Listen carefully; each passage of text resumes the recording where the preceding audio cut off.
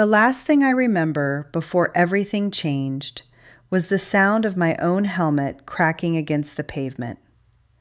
One sharp crack, like a branch snapping in the cold, and then nothing made sense anymore. I was 46 years old, living in Boulder, Colorado, and I thought I had everything figured out. Not in a happy way, more like in a resigned way. My marriage had ended the year before. Not dramatically, not with a big fight, just quietly, the way some things die. So I was living alone, doing scientific writing and editing for researchers and journals, trying to figure out what the second half of my life was supposed to look like. I kept telling myself I just needed a new job, maybe Denver, a change of scenery. Like the problem was geography and not something deeper I wasn't willing to look at. I grew up on a small farm in the far northwest suburbs of Chicago, out in the middle of cornfields, in a big Catholic family. And here's the thing about me as a kid. I was genuinely spiritual. I used to look at the trees and feel something alive in them. I'd tell my mom I could feel God in everything around us, in the fields, in the sky before a storm. They'd look at me with this puzzled expression, because for them, religion meant Sunday Mass and the Rosary. Not some kid staring at a cornfield, having what sounded like a mystical experience. Then, when I was around 15, the news started filling up with stories about priests abusing children. It was all over the Chicago area. Something in me broke, because if there was a God, a loving one, how could this happen inside the institution meant to represent him? I couldn't reconcile that. By the time I was 16, 17, I had quietly made my decision. There was no God. I packed all of that away and didn't look at it again. I went to college and studied geology, the hard science of the earth, things you could measure and verify. After graduation, I worked for the Department of Energy out in the western states, then drifted into scientific writing. I spent years editing journal articles for scientists who couldn't communicate their work clearly. That suited me. It kept me at a comfortable distance from anything emotional or uncertain. By my mid-20s, I was a firm, committed atheist. There was the physical world. It operated according to knowable laws, and when you died, that was the end. I actually found that comforting. No judgment, no hell. You just lived, and then you didn't. So that's who I was that December, between Christmas and New Year's, when I went out for a bike ride to clear my head. Cold but clear, one of those Boulder days where the mountains look almost fake against the sky. I felt okay. Not good, but okay. I remember that specifically because it matters. I was in an okay moment when everything went wrong. I came into a traffic circle and the bike lane just disappeared. The road narrowed and I slowed down, watching the cars coming in from the highway on my right. The lead SUV looked like it was slowing, and then at the last second, she sped up. I had nowhere to go. I put my hand out, some animal instinct, and the next thing I was aware of was being on the hood of her car. I was looking through her windshield, and she was looking down at her phone, texting. I was pounding on the glass, and she didn't even see me. I couldn't hang on. I hit the road. I heard the crack of my helmet, and then she was over me. My backpack snagged on something underneath her vehicle, and somehow, in that instant, I grabbed her axle with my right hand. She dragged me at least 60 feet. A man in a truck behind her saw what was happening, drove around the circle the wrong way, and stopped in front of her. I owe him my life. A woman appeared beside me almost immediately and said she was a nurse, told me not to move. I thought she was overreacting. She looked at me with this calm expression and said, "You've been in a serious accident. Stay on the ground." When the paramedic touched the side of my neck, I screamed. That's when I understood. They took me to the trauma center. Head injury, cracked collarbone, 5 broken ribs, a collapsed lung, and extensive damage to my neck and lower back vertebrae. The surgeon said every process in my back was cracked. He was going to run titanium rods up and down either side of my spine. Surgery scheduled for 3 days later. I have never been as afraid as I was in those 3 days. And it wasn't just about the surgery. It was death. The idea of death. That fear had been living in me quietly for years, and now it was right out in the open. I had always told myself death was just the end. Nothing to fear, simply the cessation of experience. But lying in that hospital bed, I realized I didn't actually believe that as peacefully as I thought I did. I was terrified of being gone, of there being nothing. And I had no framework, no belief system, nothing to reach for that might make that feel okay. They wheeled me in on Monday morning, and I was shaking. The anesthesiologist administered the anesthesia, and within seconds, I felt myself going under. I'd had surgeries before, just gray, blank nothing, then waking up in recovery. I expected that. I was almost daring the nothingness to take me, to prove me right about what death was. That's not what happened. Instead of going dark, I went more awake than I had ever been in my life. And what I was looking at was a hillside, green and real and detailed in a way that felt more solid than anything I'd experienced. I was standing on a slope, low grass and wildflowers around my feet, a series of mountain ranges rolling out in front of me. My first thought was almost embarrassed. Oh, this is a hallucination, kind of a nice one.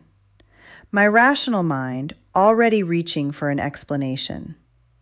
But then the feeling hit me. It came like warmth from a fireplace, that heat moving through you from the outside in, reaching your chest, your throat, your face. Except it wasn't temperature. It was something I didn't have a word for. Love is the closest thing, but even that doesn't capture it, because it wasn't sentimental or soft.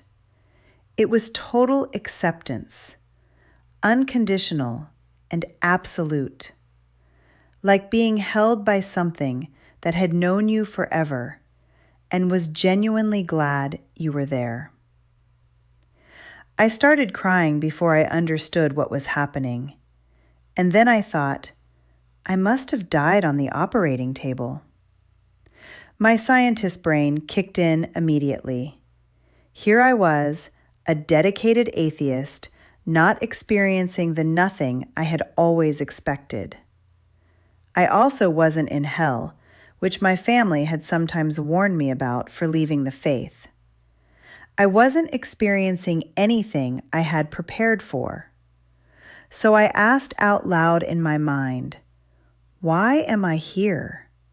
What is this? The answer came back, not from any particular direction, but from everywhere at once, like the atmosphere itself was speaking. And it said, this is your home. You're a part of me. You're a part of us. Welcome home. Those 2 words, welcome home, and I fell apart completely because I remembered. Something that had been locked slid open, and I knew with absolute certainty that this was real, that my life on earth had been the temporary thing, and that this was where I had actually come from. It was so obvious in that moment, it almost made me laugh. Of course. All that time spent so certain about the absence of anything beyond the physical world. And here was this overwhelming sense of course. A figure appeared out of the fog to my left. She was barely solid, more like a suggestion of a person, human in shape, what seemed like long hair, but I could never see her face clearly.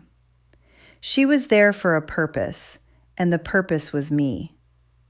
She said calmly that it was time for me to learn what I needed to learn in order to go back and make my life one worth living. I told her immediately I wasn't going back. She said I had agreed before I was born. Then she showed me, something like a film in the air in front of me, three-dimensional, me planning the shape of my life before entering it. I saw it clearly enough that the argument left me. She took me to a place surrounded by what looked like an old nautical chart, spreading out in all directions with me at the center. I could see all the paths I had taken, and then multiple paths radiating forward, different routes, but most of them converging at the same destination. There isn't one correct path, and she pointed out that the compass on this map was centered in my chest, not my head. The instrument I was supposed to be using, the one I had completely ignored, was this inner knowledge, this intuition that operates below the rational mind. I had spent 20 years trusting nothing I couldn't measure. I had been working with half my available tools. Then she brought me to a still pond up in the mountains and asked me to kneel at the edge and touch the surface. When I did, ripples spread out, and on those ripples I could see small images, specific moments from my life. When I focused on one, I wasn't just watching from a distance. I was back inside it, experiencing it from my perspective, but also from the perspective of every other person present. Their feelings became my feelings. There were moments I was proud of, times I had been kind, shown up for someone. I could feel how it had landed in them and how that energy rippled outward, far beyond the original moment. But then came the harder memories. I was 17, my sister was 14, and we were fighting the way we always fought. I was tired of it and said something calculated to wound her, just to end the argument. She went quiet and walked away, and I thought nothing of it. Problem solved.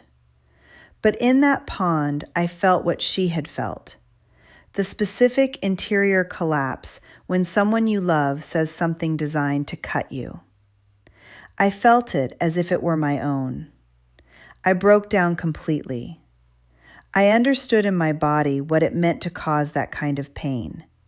Not abstractly, viscerally. And I understood that every interaction we have carries weight that affects the other person, whether we intend it to or not. After that, she let me rest. We lay in the grass and looked at clouds the way you do when you're a kid. I felt more at peace than I thought it was possible to feel. And then she said it was time to go back. I didn't take it well. I genuinely considered trying to run, sprinting past her until I found wherever else this place led. I started crying. I begged her to let me stay. She put her hands on my broken shoulder and on my sternum, and then she sent me back. I woke up screaming. I was in the recovery room and I was furious.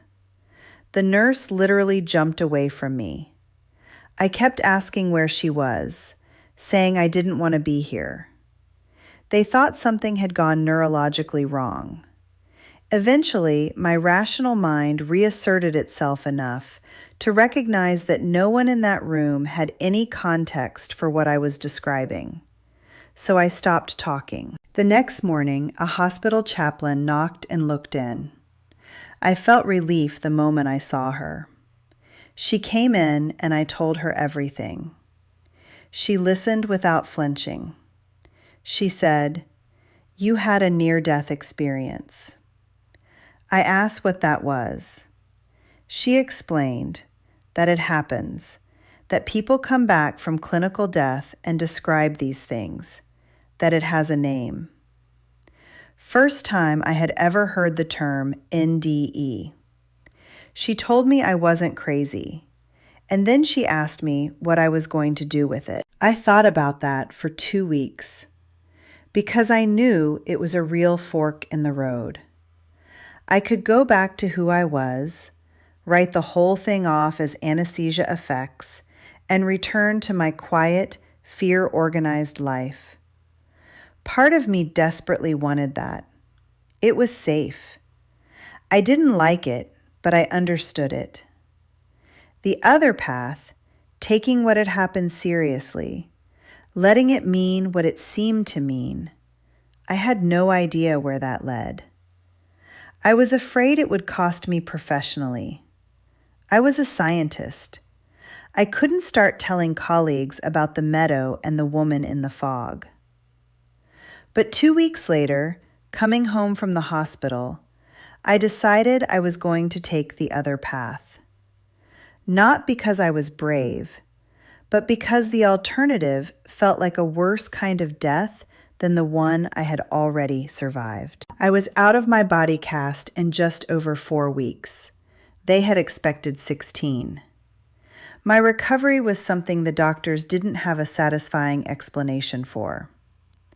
I started spending time outside every morning, sitting in nature, meditating, something I would have dismissed as nonsense 2 months earlier. Before getting out of bed, I would lie still and focus on being able to walk, to breathe without pain. Small things I had taken completely for granted. And I would let myself actually feel grateful, not just think the words. The fear of death that quietly organized everything I did, keeping me small, keeping me safe, keeping me from risking anything real. That fear is gone, not suppressed, gone. Because I know something now that I didn't know then. This life, this very real and often painful physical existence, is not the whole story. It is a place we come to learn things that can only be learned here. And the central thing underneath all the different lessons any of us might be working on is this: figure out how to be here, in all the difficulty and confusion and heartbreak of it, and still choose love. Still act from compassion. Still reach toward the people around you with care, rather than pulling back in fear. I called my sister when I got home from the hospital. I just told her I loved her and I was sorry. She was confused because we hadn't been fighting about anything recent. But she said, "I love you too," and we talked for 2 hours, and it was the best conversation we'd had in years. That alone was worth coming back for. All of it has been.